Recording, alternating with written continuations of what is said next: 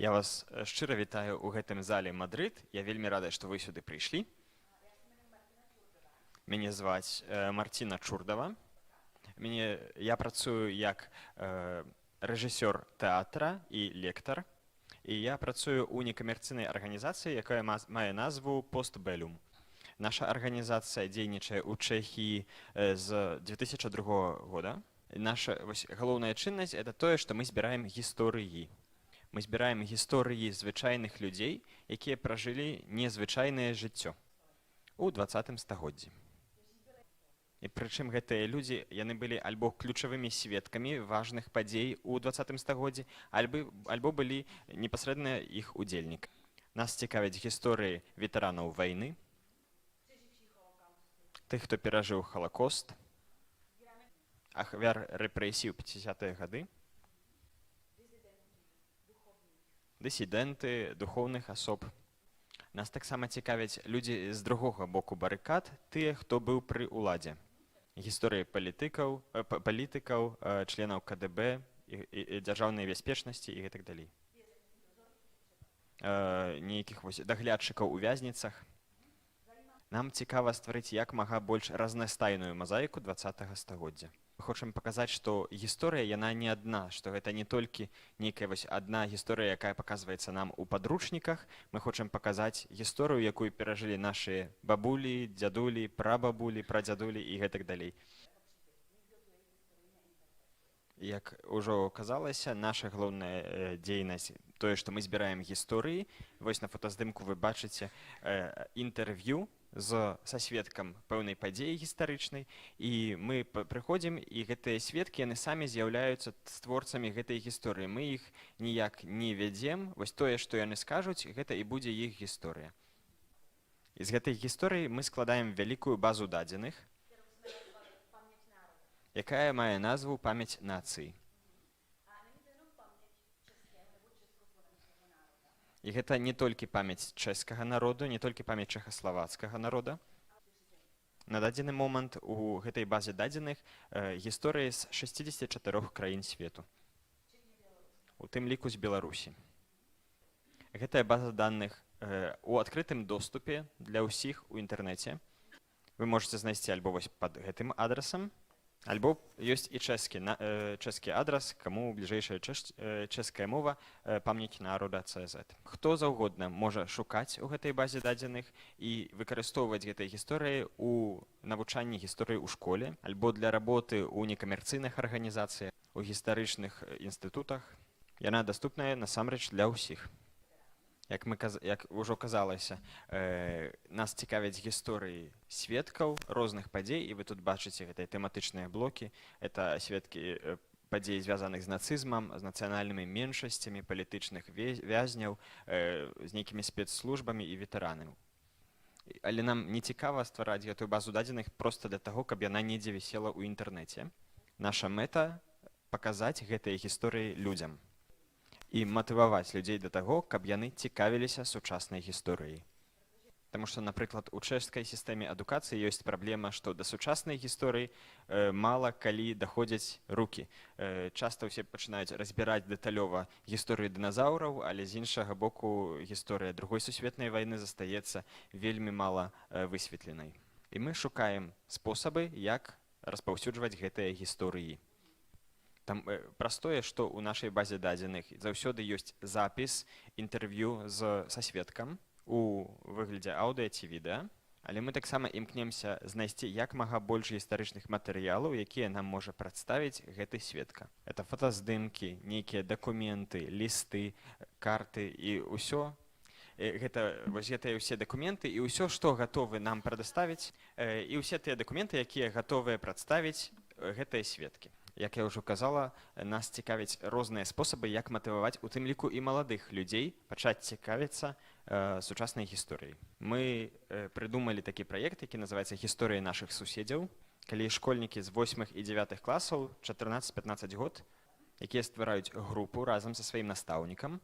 Яны атрымаюць падтрымку нашага каардынатара з арганізацыі «Постбелюм».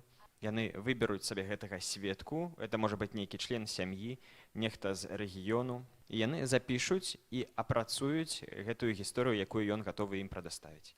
І ў далейшым гэтая гісторыя стаецца часткай нашай базы дадзеных.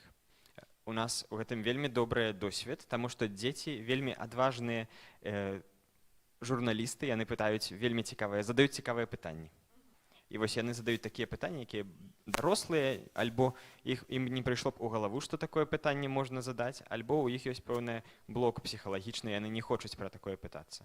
Мы навучым дзяцей карыстацца тэхнікай, навучым іх запісваць відэа, мантаваць яго.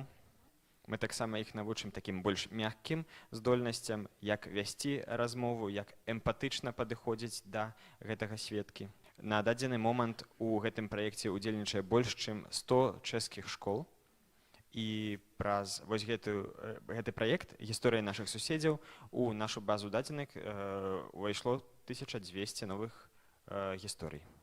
Мы праводзім анкетаванне па выніках вось гэтых праектаў, таму што нас цікавіць, наколькі мы паспяховыя, і мы бачым, што дзеці перш за ўсё ацэньваюць вось гэтыя цвёрдыя навыкі, якія яны атрымліваюць, гэта праца з тэхнікай, напрыклад. І з другога боку яны ацэньваюць тое, што яны атрымліваюць мяккія здольнасці, мяккія навыкі так званыя, маюцца на ўвазе здольнасць весці эмпатычны дыялог, здольнасць весці інтэрв'ю, працаваць у групе, а таксама праца над тым, каб злучаць пакаленні, таму што гэта тэма цяпер актуальная ў нашай краіне. І вельмі важна вось гэтая здольнасць убачыць у старэйшым пакаленні носьбітаў мудрасці і памяці.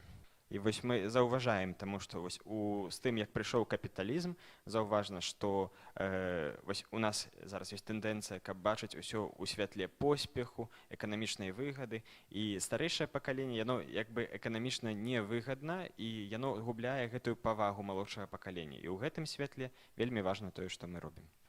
Вось яшчэ некалькі іншых шляхоў, як мы паказваем гісторыі нашых сведкаў людзям. Мы выдаём кнігі, у якіх змешчаныя сапраўдныя ўспаміны і гісторыі сведкаў. Вось гэтая кніжка, якую я трымаю ў руках, гэта гісторыя 3 жанчын, якія маюць свой досвед з нацысцкім рэжымам. І вы бачыце, што гэтая кніжка падрыхтаваная як комікс. Кожны з гэтых коміксаў намаляваны іншым аўтарам, і акрамя самой гісторыі так прадстаўленай. Напрыканцы кожнай з гісторый ёсць архіўныя матэрыялы і фотаздымкі кожнай з жанчын. І нягледзячы на тое, што гэта досыць цяжкія і глыбокія гісторыі, мы імкнёмся прадставіць гэтай гісторыі ў той форме, якая будзе даступная і прыцягальная для моладзі. У нас з гэтым вельмі добры досвед. Можете паглядзець на гэты комікс. Вось мы выдаем коміксы, розныя іншыя публікацыі, можете паглядзець на іх. І акрамя вось гэтых двух шляхоў, гэта гісторыі нашых суседзяў, гэта публікацыйная дзейнасць, кожную нядзелю на чэшскім радыё, кожную нядзелю там выходзіць такая перадача, якая называецца «Гісторыі 20-го стагоддзя». Там, дзе мы публікуем гісторыі, якія мы маем у нашай базе дадзеных у форме радыё-рэпартажа. Гэта вельмі папулярная форма, яе вельмі любяць слухаць. Можете бачыць і іншыя чыннасці, якую мы здзяйсняем. Это выставы, у тым ліку выставы недзе на вуліцы, канцэрты, экскурсіі на месцы памяці. І яшчэ адна наша дзейнасць, якая выглядае так узнёсла, і яна з'яўляецца вельмі узнёслай і вялікай. Гэта фотаздымкі з уручэння узнагарод памяці нацыі. Гэтую узнагароду і гэтую прэмію памяці народа мы перадаём 3 сведкам з нашай базы дадзеных кожны год, каб ацаніць іх гісторыю і тое, што гэтая гісторыя можа нам данесці. Гэта марафон для памяці нацыі. Яшчэ адзін спосаб, як данесці гісторыі людзям, мы прыдумалі такое прылажэнне для тэлефона. І ў розных месцах, дзе адбываліся пэўныя гістарычныя падзеі, можна спампаваць наше прыкладанне і зрабіць сабе невялічкую экскурсію па гэтых месцах і пачуць тое, што адбывалася на гэтых месцах. Гэта наша прылажэнне «Памяць нацыі». Гэта вялікая выстава, якую мы рэалізавалі гэтым летам. Гэта раён Летна у Празе. І там, дзе бачыце гэты маятнік, раней стаяў вялізны помнік Сталіну. І гэтае месца да сённяшняга дня называецца каля Сталіна, і калі з кім-небудзь дамаўляецеся, вось скажам, сустрэнемся каля Сталіна, хаця яго там ужо даўно няма. Для нас, як для пражан і як для чэхаў, гэта месца памяці. І вось у падзямеллі пад гэтым былым помнікам мы зрабілі вялізную выставу.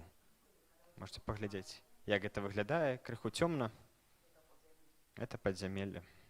Это, уласна, канец прэзентацыі.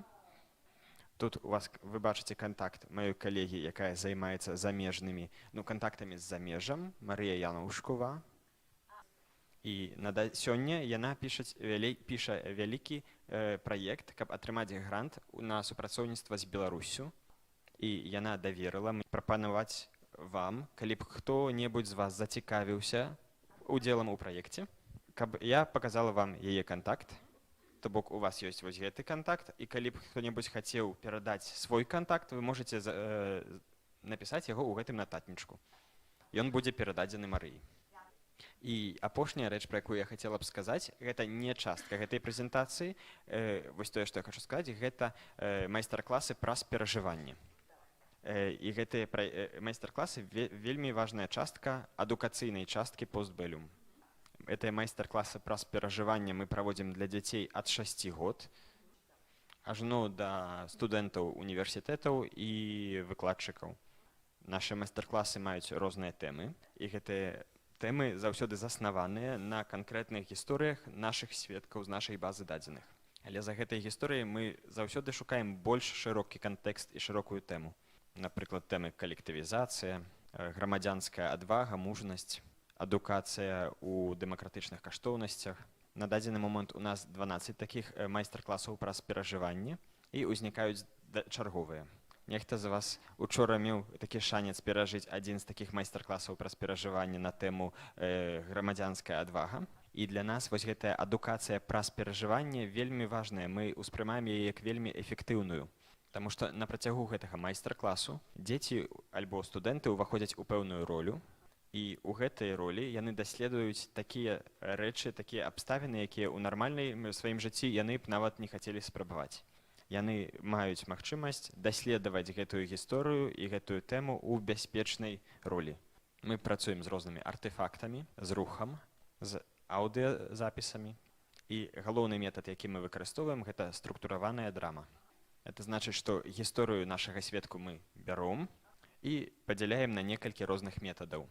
У нас, на жаль, тут няма зараз ні часу, ні прасторы, каб гэта паспрабаваць. Але, прынамсі, я вам магу сказаць вельмі коротка пра тое, як праходзіў майстар-клас па гэтай грамадзянскай адвазе, каб вы мелі ўяўленне, пра што ідзе гаворка. Можам зрабіць, напрыклад, толькі гэтую уводную частку, которой пачынаецца наш воркшоп. Я вас папрашу, вось так, як вы зараз сядзіце, каб кожны з вас, вось як вы зараз сядзіце, у сваіх думках успомніў свой вобраз нейкага чалавека, які для вас прадстаўляе гэтую грамадзянскую адвагу, грамадзянскую мужнасць. Это можа быць нейкі беларус, нехта з іншай краіны. Это можа быць нейкая славутая асоба, гэта можа быць нехта з вашых блізкіх, маці, настаўніца. Хто асабіста для вас з'яўляецца вобразам грамадзянскай мужнасці і адвагі? Цудоўная магчымасць пазнаёміцца і сказаць менавіта, чаму тая асоба, якую вы выбралі, і чаму менавіта яна з'яўляецца вобразам грамадзянскай мужнасці. Знайдзіце каго-небудзь і паразмаўляйце хвіліначку.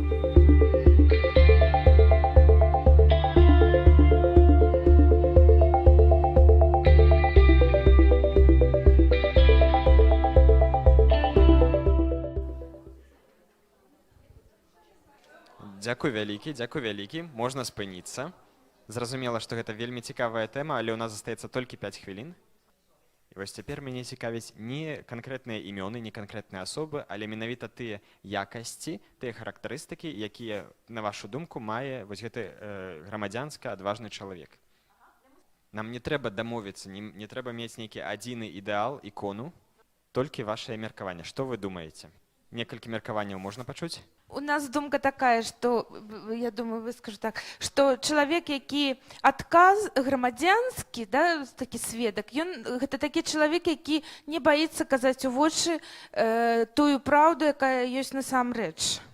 Ён адважны, да, ён адважны пры любых абставінах. Ён не маладушнічае і гатовы пайсці на рызыку для сябе, для сваёй асобы, дзеля праўды. На мой погляд, гэта чалавек, які разумее рэаліі сваёй існасці, там якой ён у сістэме ёсць, і можа як бы такі flexible на англійскам, сумяшчаць там розныя такія моманты і супрацоўнічаць з людзьмі, якія не згодныя з яго меркаваннем, але яно там вельмі добрае, грамадзянскае і так далей. Вот я от нашей группы, коли меня дозволится выставили, то есть у нас были 3 разные прозвища, але их все объединовывая, что это вот насамрэч такая была не только грамадзянская мужнасць, але просто мужнасць, тому что то есть гэтыя люди ведаюць, что яны ідуць супраць сістэмы, что их будет магчыма як-то пераслядоўваць, будут супраць іх як-то бороться и так далей. Поэтому просто павінна быць мужнасць ісці супраць сістэмы якім-то чынам. То есть бороться за свае ідэалы, якія у іх ёсць. Мы гаварылі пра іншыя якасці, мы гаварылі пра мудрасць, здаровы глузд і цярпімасць, якія дазваляюць захаваць найбліжэйшых асоб сваёй сям'і. І пасля мы ў гэтым майстар-класе мы працягвалі праз тое, што я б вам раздала ў групах розныя артэфакты, якія мы знайшлі ў шуфлятках нашых сведкаў. І вам трэба было б даведацца як мага больш інфармацыі пра гэтага чалавека на аснове гэтых артэфактаў. І пасля ў ролі менавіта гэтага чалавека мы прайшлі праз яго гісторыю. І вось тое, пра што мы зараз, той гісторыю, якую мы зараз пачыналі, гэта гісторыя Ежы Навраціла, скаута, які ў 1948 годзе з групай скаутаў і жаўнераў прынялі ўдзел у непаспяховай спробе дзяржаўнага перавароту. Было яму ў той час 25 год, ён быў студэнтам, яго пасадзілі на шмат год. Яго сяброўку пасадзілі да канца жыцця. І ў гэтай гісторыі мы хочам паказаць, што ён не нейкі супергерой, што это проста звычайны чалавек. І што кожны з нас можа рабіць пэўныя крокі. І это вось фрагмент такога воркшопу, это майстар-класа, каб вы мелі ўяўленне пра тое, чым мы займаемся. Гэта вось тое, што вы зараз чулі, і тое, што вы зараз паспрабавалі, гэта так вось коратка кажучы тое, што робіць наша арганізацыя Постбеллюм. Наш прынцып вельмі просты. Мы збіраем гісторыі і паказваем іх іншым людзям. Каб мы усведамлялі, што свет ён не чорна-белы. І вось бачанняў кожнай падзеі шмат. У нас ёсць пару хвілін, можа у вас ёсць нейкая заўвага, пытанне. Марціна, учора вы паказвалі вось менавіта ў нашым інстытуце так вось гэтую методыку. І я ведаю, што ёсць матэрыялы на беларускую мову перакладзеныя, якія можна атрымаць. Вот можна нейкі да іх невялікі метадычны каментар, як з імі працаваць. Як я ўжо казала, мы працуем са структураванай драмай. Гэта метад, які заснаваны на прынцыпе класічнай грэчаскай драмы. Гэты прынцып прыходзіць да нас з англасакскіх краін. Вы калі-небудзь чулі пра структураваную драму? Нічого страшнага. Мы усе прызвычаіліся жыць у гісторыях. У гісторыі, якая пачынаецца, мае сваё развіццё і скончваецца. І на вось гэтым нашым перажыванні заснаваная наша методыка. Мы калі прэзентуем, калі робім гэтую гісторыю ў якасці майстар-класа праз перажыванні, выкарыстоўваем 5 асноўных пунктаў, якія можна выкарыстоўваць у тым ліку асобна. Напрыклад, у класе з вашымі вучнямі. Першы пункт – гэта такая прынада, спосаб зацікавіць. Калі мы імкнемся уцягнуць у дзеянне нашых гульцоў.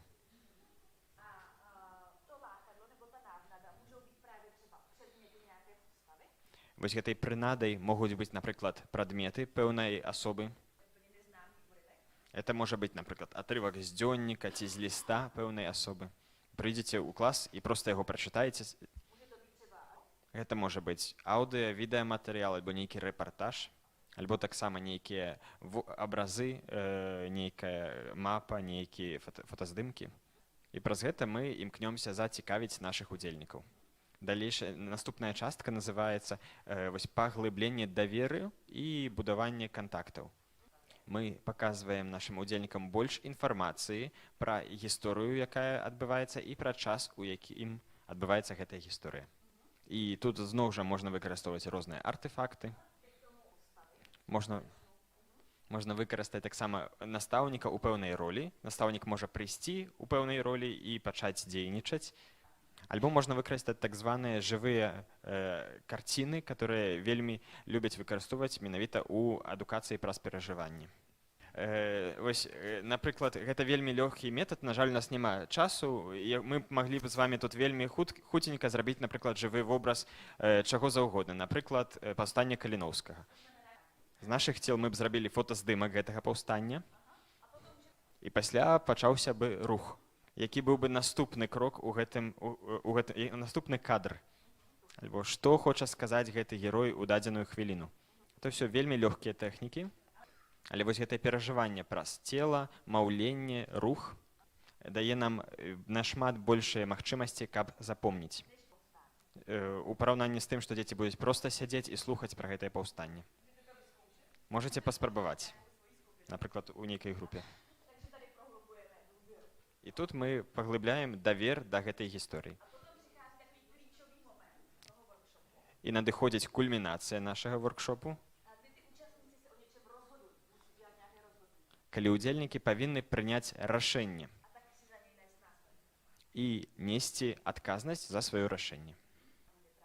Напрыклад, у нашым майстар-класе пра гэтага ежы, пра якога я вам казала, ён павінен вырашыць, ці будзе ўдзельнічаць у гэтым планаваным перавароце, альбо не будзе. Вось мы прымушаем нашых удзельнікаў задумацца, якія могуць быць наступствы прынятага рашэння для нашых удзельнікаў у ролі гэтага ежы, якія для яго гэта могуць быць наступствы. Асабліва, калі працуеце з малодшымі курсамі ці малодшымі школьнікамі, яны вельмі такія натхнёныя, рэвалюцыйныя. Так, мы ідзем і проста адназначна. Але ён павінен задумацца, а што, напрыклад, моя сям'я?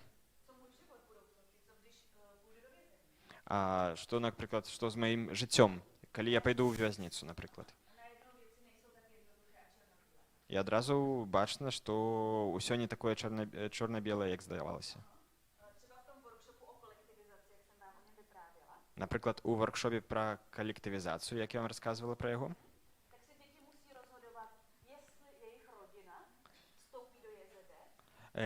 дзеці павінны прыняць рашэнне, ці іх сям'я уступіць у калхоз, альбо не уступіць у калхоз, і тады іх альбо арыштуюць, альбо іх выселяць.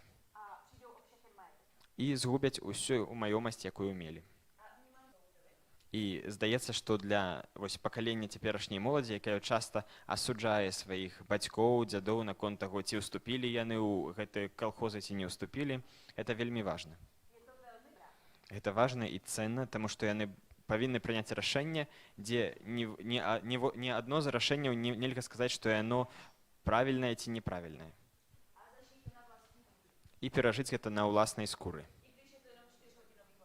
Нават калі гэта проста на 4 гадзіны майстар-клас. І яны адразу зразумеюць гэтую сітуацыю, у якой жылі людзі на працягу 40 год. Пасля прыняцця рашэння наступае фаза, калі гісторыя атрымлівае яшчэ больш інфармацыі. Калі мы дзецям пакажам, як гэтая гісторыя насамрэч скончылася, мы таксама ім скажам, што гэтая гісторыя, яна заснаваная на рэальных падзеях, і дзеці адразу это вельмі любяць, калі гэта рэальныя сапраўдныя падзеі. І пасля вельмі важна весці з імі рэфлексію, дыскусію, каб яны гэтую асабістую, сваю вельмі эмацыйны досвед, каб гэты досвед маглі перавесці ў больш абстрактныя, больш шырокія веды, досвед. Наколькі я зразумела, гэтую методыку на беларускай мове вы атрымаеце праз мой імейл. Праз Алену вы можете атрымаць мой імейл. І калі б нехта цікавіўся маёй кансультацыяй, таму што ў постбэлюм я займаюся менавіта адукацыяй, звяртайцеся да мяне, не бойцеся. Гэта ўсё.